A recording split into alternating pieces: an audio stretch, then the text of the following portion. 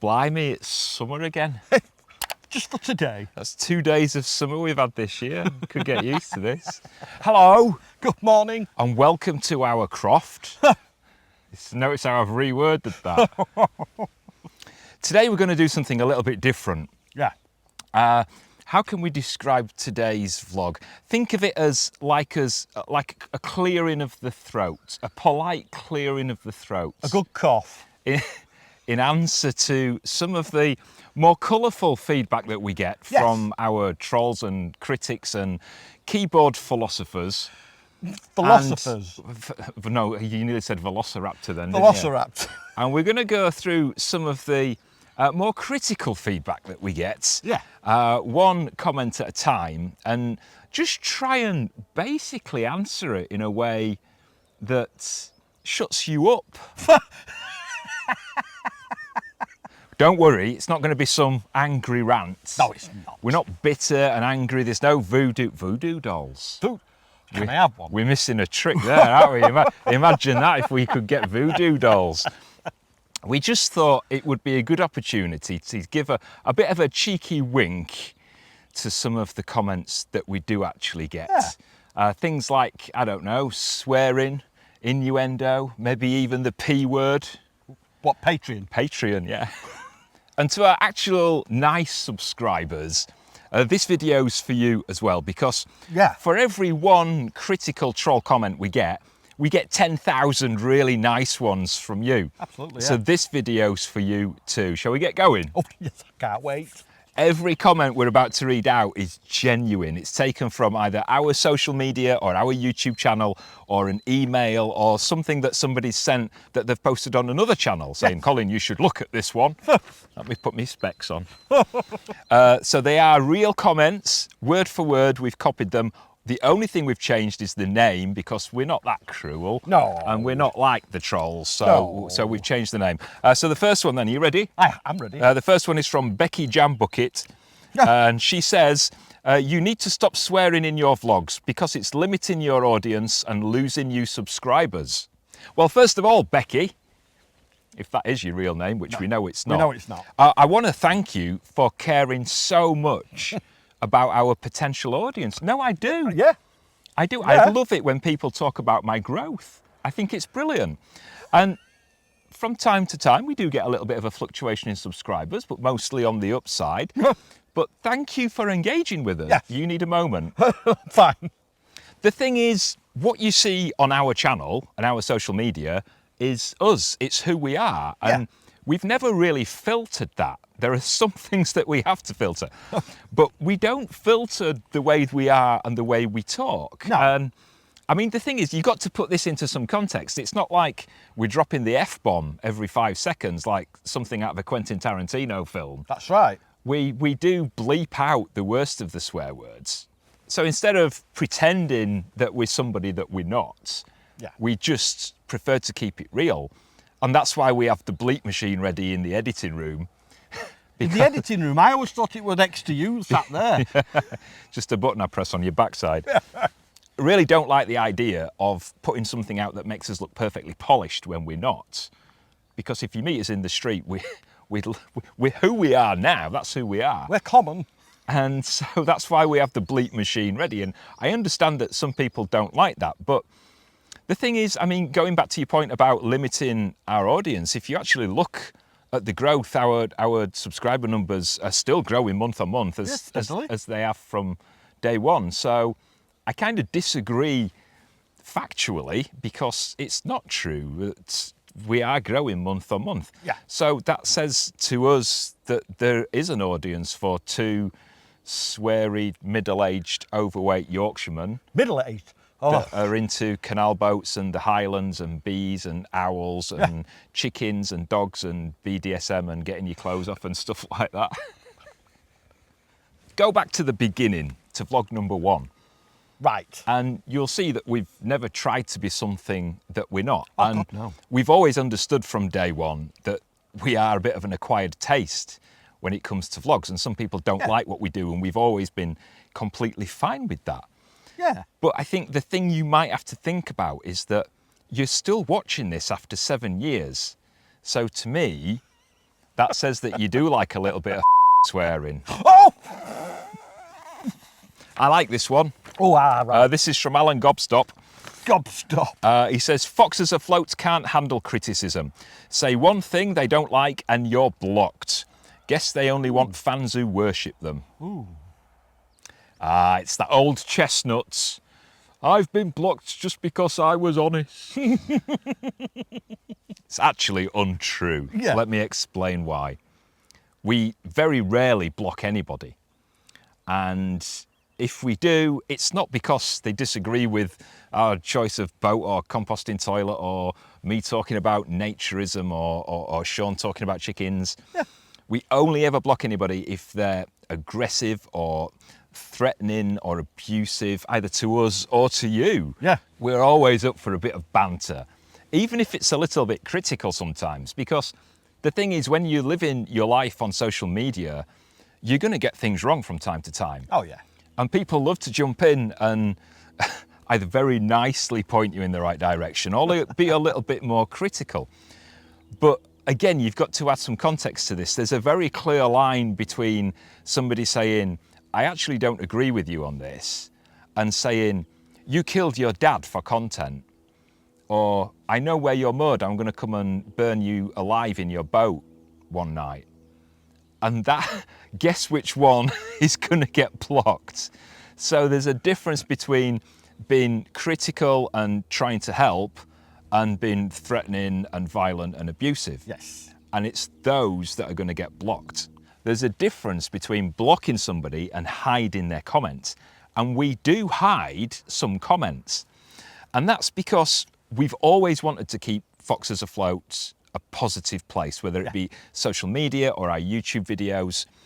Because I talk about my mental health, we get a lot of viewers and followers with similar issues. And what they don't want is to see arguing and bitterness and fighting and criticism and ridicule. Now, you have a right to free speech. You have a right to criticise us and call us names and ridicule us. You have the right to do that. But we also have the right to hide that comment from our audience because we want Foxes Afloat to be a positive place. And that, on some occasions, is what we'll do. But we're not deleting that comment and we're not blocking you. You'll still be able to see your comment. It's just that the people who aren't interested in the negativity won't. And so they don't get drawn into that stress. Correct. And we do that. And I make absolutely no apology for that because we want Foxes Afloat to be a positive place. As I mentioned, me and a lot of you have mental health issues. And what we don't want when we're having a bad day or if we've had a bad day is to log onto YouTube or our social media and see some keyboard warrior just spewing their toxic, vile comments about chickens or about my body or about anything that we've done. Yes, that's right. And we don't owe anybody a platform to be cruel. They can go and do that somewhere else. The internet is a really big place and there's lots of other places you can go to do that, just not on ours. Right, ready for some more? Oh, yes, let's have another. Right, another one that we get. This is from Keith Anal. It's spelled A-Y-N-A-L-L. I'm presuming it's pronounced anal. My Lord. Well, how would you pronounce it? Anal. Anal. So this is from Keith Anal. He says, I'm sick of the childish innuendo. Oh, there you go. It's like watching a bad Carry On film from the 1970s. It's not funny. Grow up. Oh. Here's the thing, Mr. Anal, Keith, whatever your name is. We'll call him Keith. We've been going for 7 years and we've always done the same thing. Yeah. And if you don't like innuendo, I think you're probably watching the wrong channel, love, to be honest. We grew up in the 70s and 80s. Yes, so we did. we were brought up on those Carry On movies. Comedians like Benny Hill and Ken Dodd and Julian Clary. And that old English slapstick and innuendo it really formed my sense of humour and it's my personality and Sean feeds off that sometimes, especially when we're doing lives when we let ourselves go a little bit more. And a lot of our live chats do get demonetised because we go a little bit too far and we're completely fine with that because we have a laugh. But this I think goes back to that first question about being ourselves. We don't want to come across as something we're not, and this is who we are. We know that innuendo and double entendres aren't for everybody. And as much as I like to slip one in whenever I can, I had to get that in somewhere, didn't I? We understand it's not for everybody. Yeah. It's like, what? It's like marmalade. Not everybody likes marmalade. And You mean Marmite? a Marmite, yeah, that's what I mean. Or videos about me being in the nip, as Kev says. Yes, in the nip. It's not for everybody. And that's absolutely fine. And you're very much welcome not to watch. Yeah. There's a little X in the corner and you are free to click that X and not look if you don't like it. We really don't mind. But one thing that I think after 7 years, some people really need to think about is that we ain't going to change. This is who we are. And we'd rather have the subscribers that we've got and not get any more and have a really good crack A really good laugh. than try and strive for more and more subscribers by being somebody that we're not. Yeah. I don't think a little bit of cheeky innuendo hurts anybody. I don't think To be so honest, either. I think it's a very English thing, like a cup of tea or a raised eyebrow. I just think it makes the day a little bit lighter. It does. Are you ready for another? Oh, I am. Oh, this is from Frenulum. Friend you. Frenulum. It says, now if you came to the production meetings, these wouldn't. Your vlogs are miserable. Hey? Nobody wants to hear about your health problems. Boring and attention seeking. Oh. It's even got 2 exclamation marks on that one. So yeah, they're really serious. Look, go right back to the beginning. And we said on vlog number 1 that we were going to be completely honest and open about everything that was ahead of us. And we have been. Yes, we have. I talk about autism, I talk about ADHD. The last 2 years were hell. And yeah, the vlogs did get a little bit depressing at times, but we were being honest about what was going on at the time. And it was really bad. It was a bad time for both of us. Yes, it was. And if we were going to sugarcoat that and just show you the nice bits, well, that's not real life, is it? And you know what? On this one, you've actually got a point. Because maybe I was attention seeking. Because in those 2 years, I was in so much pain and I was so miserable. And the NHS were getting it wrong. Visit after visit after visit. Completely wrong, weren't Which they? is going on because we've now got a claim going against the NHS. Yes. Nobody was listening. The NHS was getting it wrong and misdiagnosing me. And as time went on, I was getting in more and more pain. I was able to do less and less and less. And when you're in a place where you actually feel like you're dying, and just to put some context to this, if it had have gone on for many weeks after, I would have died. That's how bad it got. Yes, it did actually. When you're in that position and nobody's listening to you, you are going to shout. You are going to be attention seeking because nobody's listening. And again, it goes back to this sugarcoating it. I don't apologise for that. And yes, some people stopped watching the vlogs because it was getting depressing, but that's what was going on at the time. It's real life. And we said we would be real about everything. And as good as things are now, and they are good, I'm fine now. But at the time, they weren't. And we always said, we'll show you the good and we'll show you the bad. And I really don't make any apology for that. We're not here to drag anybody down. Absolutely not. But the ones who stuck around over those 2 years really showed us who our real friends are. It's the ones who are not only here clapping when we're doing well, but sit with us in the dark waiting for the light to come back on. We're never going to stop being real. We're not. Because if just one person out there feels less alone after seeing somebody else struggle, then we've not just entertained you, but we've actually connected. Yes. And to us, that means everything. Absolutely. I'm quite enjoying this. Yes, it's good, isn't it? It's, no, not catheter. Is it not cathartic? I don't know. There's a word for it. Next one then. This is from Bernadette Mound. She says, your channel went downhill after you left the boat. It's boring now. No one cares about your life in Scotland. You should have stayed on the boat. Oh dear. I think Mrs. Mound's got a bit of a sulk on. A little bit of a sulk. Here's the thing, Bernadette.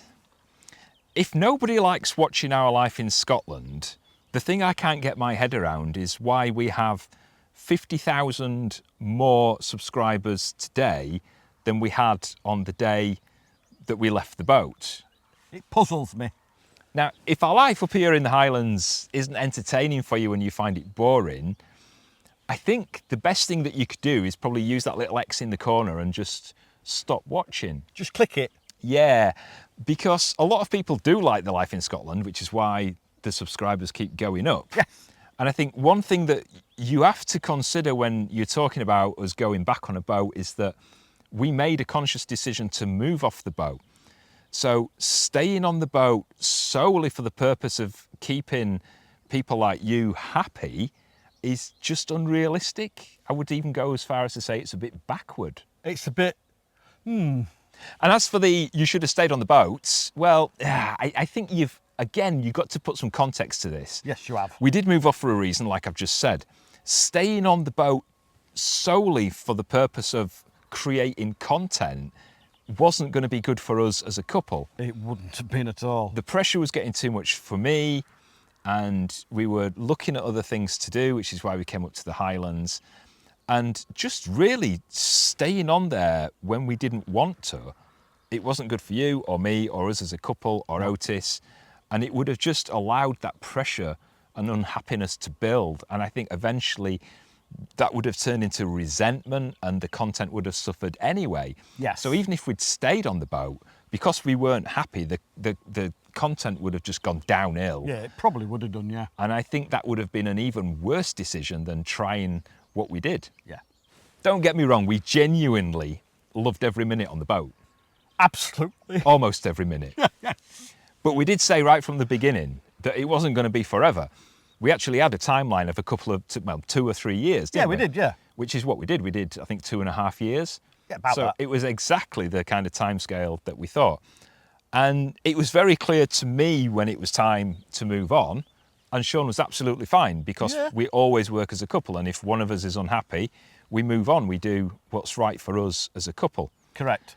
And I think some people struggle to realise, because of the content that we were putting out, and this might be difficult to understand, but some people genuinely see us as actors, that it's our responsibility to think more about the viewer and create what the viewer wants to see rather than our own health and our mental health. Yeah, they do. We're still the same daft pair up here in Scotland.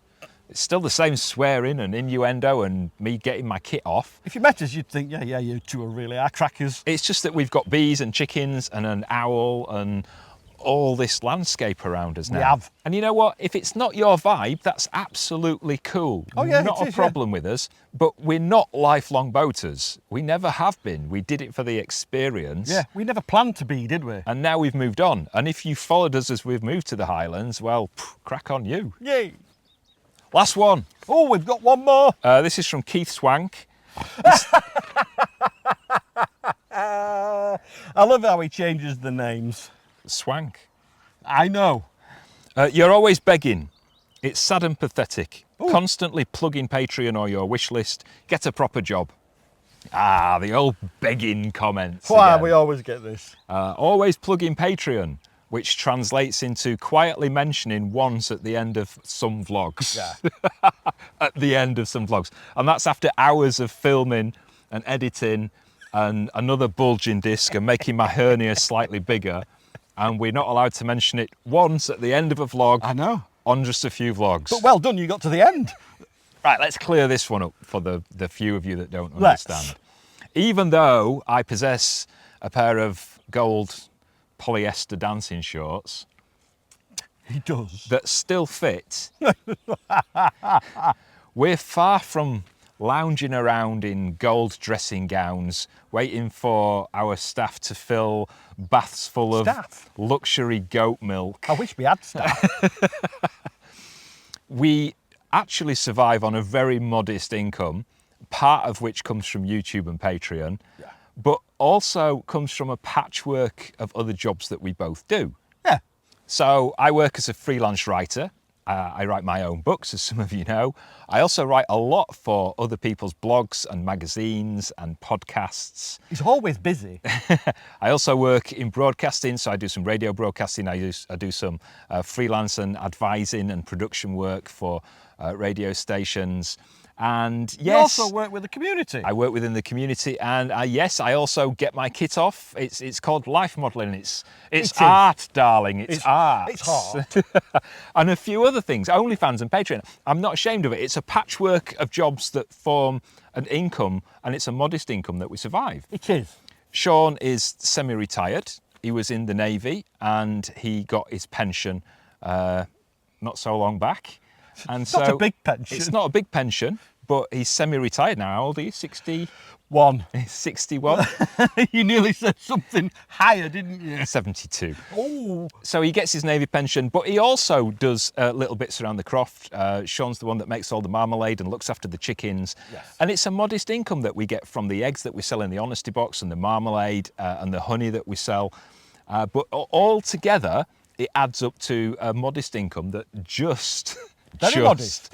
enables us to live up here in Scotland. Yes. So what we do on YouTube and Patreon and YouTube members and our Amazon wish list, it's not just a little bit of extra financial support, but that community helps to support us as a channel and what we do. Yeah. So things like the chickens, like sometimes we have chicken food on the wish list, and when people gift us the chicken food, it's a little bit more motivation to go out and be with them when the rain's coming in sideways, when we'd rather be inside, drinking tea and eating a biscuit and watching it batter against the window. Whiskey.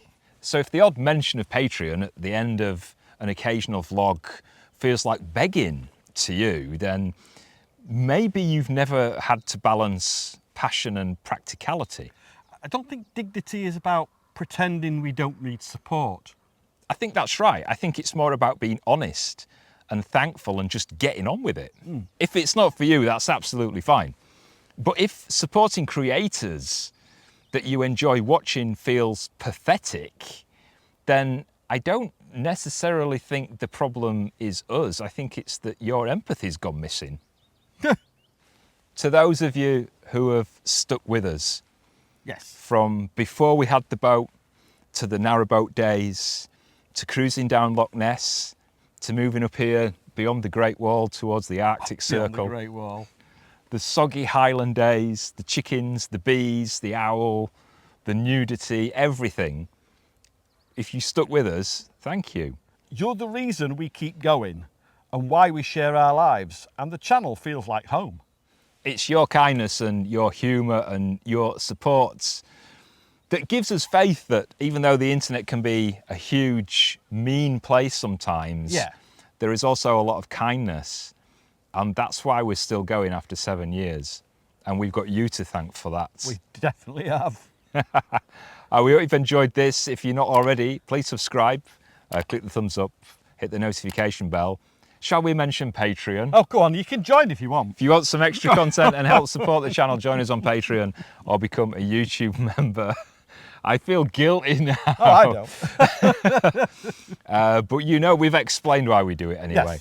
Yes. So join us for Midweek Live on Wednesday if you're really not into the lives, and that's totally fine too. Yeah. We will see you next Friday, same time, 4 o'clock, or whenever you choose to watch this. Until then, see you later. Take care of yourself. Bye-bye. Ta-ra.